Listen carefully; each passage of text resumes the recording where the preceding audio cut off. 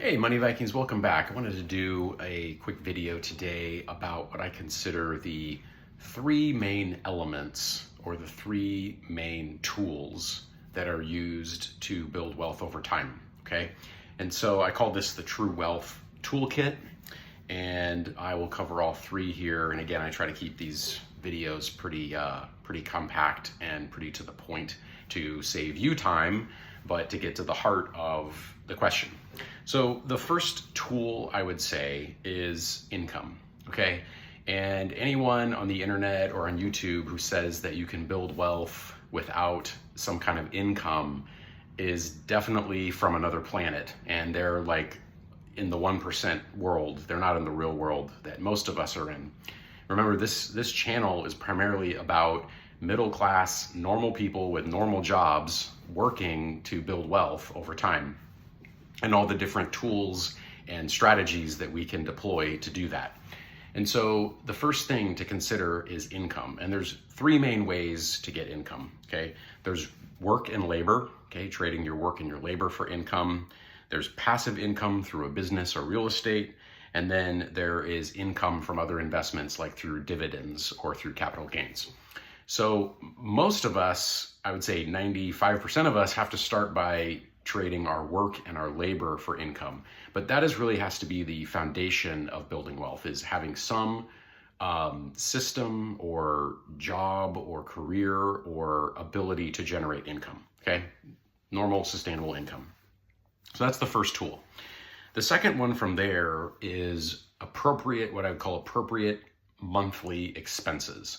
Monthly expenses have got to be managed and under control. I always start with the big ones. So the biggest one that can get people out of whack is housing. So, there used to be an old saying that you buy as much house as you can afford, or you just go for that luxury rental or whatever, and you really push the boundaries of that budget. I am absolutely against that now after living through that and thinking about it even deeper and looking at the numbers. So housing has to be under control. Like, that is the biggest monthly cost, and either the mortgage has to be reasonable. The sort of concept is no more than 30% of take-home pay should be spent on housing. I would try to keep it well under that. The lower you can get that, the better. And whether that means roommates or whatever it might be, that's critical. So getting that under control is the number one thing. The second thing to think about is car payments and vehicles. I mean, that is notorious in the United States for like totally screwing people up. They get into these crazy car loans I'm reading numbers now that some of these car loans can average $600, $700 to $1,000 a month. And that is absolutely a wealth killer right there. So that's the second thing. It's having your monthly costs appropriate in connection to your income. It sounds basic, but you would be surprised, or you wouldn't be if you're watching this channel, at how many people are so out of whack with this stuff. So that's the second tool to keep in mind. And I'm a big fan, as you all know, of basic budgets. I just build on one end the income, and the other thing, I make a list of all expenses that are reoccurring every month. And then you see where that delta is. And then you make sure you build in automated investing and automated savings. And then the other key thing, and I really give Ramit credit for pushing a lot of this, is having guilt-free spending.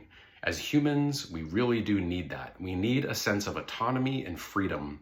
That is a lot of what makes us feel content and happier in life, is having some autonomy and some sense of freedom.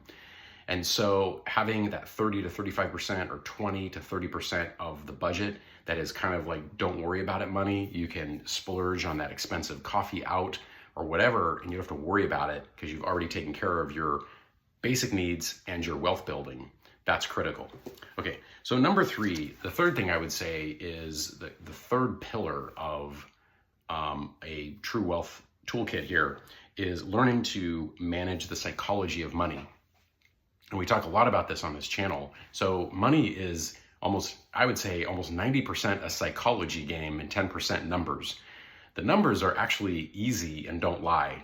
The hard part is the psychology of money and dealing with the concept of what do we want now versus what do we want in the future, thinking about our future self when we're building our budget and our plan, actually understanding the math of finances, understanding the essentials of investing. People are so confused in this country about investing. It has become this very enigmatic, hard to understand, only the Wall Street wizards can understand it nonsense.